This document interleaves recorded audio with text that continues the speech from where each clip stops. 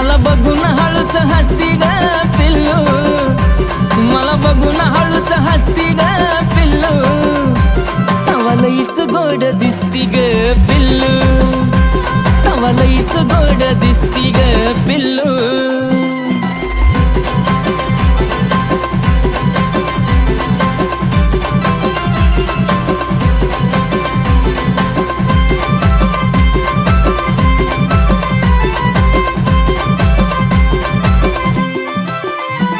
अशी नागमोडी केलेली केसाची बांधणी, जणू स्वर्गातून उतरली शुक्राची चांदणी.